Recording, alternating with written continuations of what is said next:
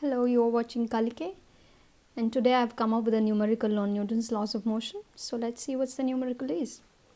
A constant retarding force of 50 Newton is applied to a body of mass 20 kg moving initially with a speed of 15 meter per second. How long does the body take to stop? Now the question looks really simple, but there's one thing that you should really note down, that it's a retarding force acting on the body. When the force is said to be a retarded force or a retarding force, that means that there is decrease in the force that is acting on the body, or the body is experiencing a decrease in its acceleration. So the force applied on the body is also decreasing. So this implies that what's all given, the retarding force, if I represent it by F, is 50 Newton.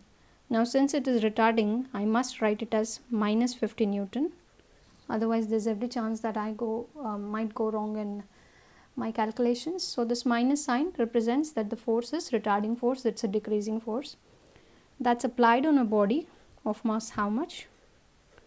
20 kg, right? Then it's moving initially with the speed of, so initial velocity is given, that's good. So V naught is 15 meter per second. And how long does the body take to stop? So how long means you have to calculate the time. Time is unknown. So the body comes to rest. If the body comes to rest, the final velocity of the body would be 0. So what I would do, since the body is experiencing a retarding force, by Newton's second law of motion, F is equal to m into a, I can easily calculate the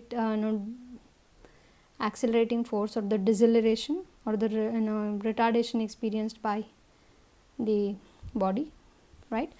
So F is minus 50, it is 20 kilos into a, right? So therefore this will be minus 50 divided by 20 is equal to a. So this gets cancelled. In other words, a is equal to minus 5 by 2. And how much is minus 5 by 2? If you divide this, you will get it as minus 2.5 meter per second square. So what does this minus sign tell you?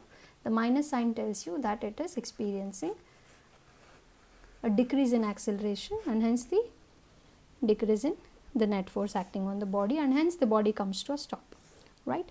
So you should end up with a negative sign. You will not end up with a negative sign if you do not take F to be negative. So these are important aspects that you should always make a note of whenever you are solving it, such problems, okay? Now I have to calculate the time. I can easily calculate the time with one of the equations of motion. V is equal to V naught plus 80. So final velocity is 0, initial velocity is 15. Well, this is minus 2.5 into t. So this becomes minus 15 is equal to minus 2.5 t.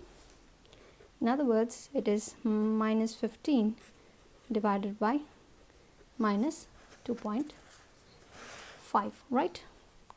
So therefore, if I multiply the numerator and denominator by 10 by 10, why do you multiply it by 10 by 10? Because I want to eliminate the single decimal point after single digit in the denominator, so I multiply it by 10 by 10.